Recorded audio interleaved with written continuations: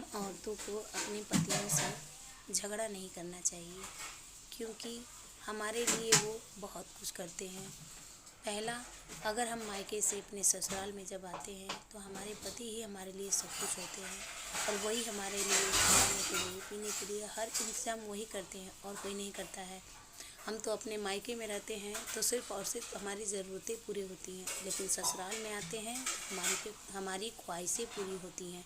और वो ख्वाहिशें पूरी करने वाला कोई और नहीं होता है, हमारे पति होते हैं जो हमारी ख्वाहिशों को पूरा करते हैं। इसीलिए अगर कभी गुस्से में पति बाहर से आ कर के पत्नी को कुछ बोल दे, कुछ कह दे, तो पत्नियों को तुरंत उनका जवाब नहीं देना चाहिए। कहीं वो 10 बात बोले तो कहीं एक बात बोलना चाहिए और ये भी देखना चाहिए कि आखिर हमारे पति का मूड क्यों अपसेट है। कहीं ऐसा तो नहीं कि दिन भर के भागम भाग दौड़ करके वो आए हैं, कहीं किसी ने उनको कुछ बोला है, कुछ कहा है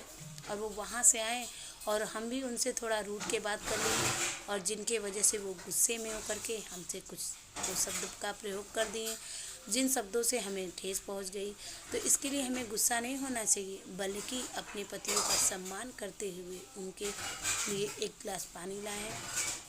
पानी दें,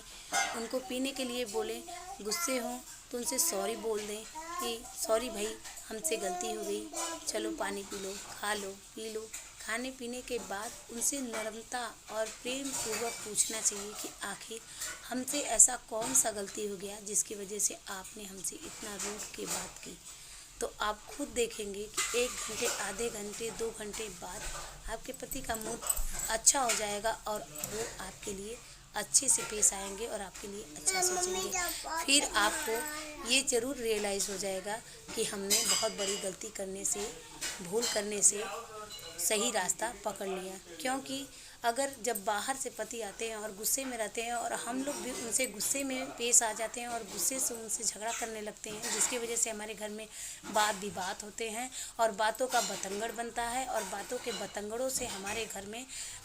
दूरियां पैदा हो जाती हैं। इसीलिए हम बस आप लोगों से यही चाहते हैं कि अगर ज़िंदगी में ऐसा कुछ हो तो उसको स्वयं खुद से ही उसे सॉल्व करें, क्योंकि अगर 2 लोगों के बीच में कहीं कोई तीसरा आता है तो वो सिर्फ़ और सिर्फ घर तोड़ने का ही काम करता है, कभी वो घर जोड़ता नहीं है। क्योंकि अगर हम दोनों लोग सही रहेंगे तो हमारे घर को कोई तोड़ नहीं सकता है। तोड़ने वाले को अगर हम मौका देते हैं तभी वो हमारे घर को तोड़ सकता है,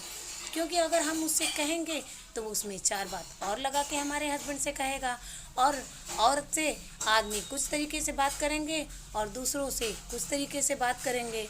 और इसी में नमक मिर्च मसाला लगा करके आज की ताज़ा खबर करके घर में आग लगाना स्टार्ट कर देते हैं लोग। तो अगर आप लोगों को हमारी बातें अच्छी लगी हों तो प्लीज़ लाइक, शेयर और सब्सक्राइब करें। धन्यवाद।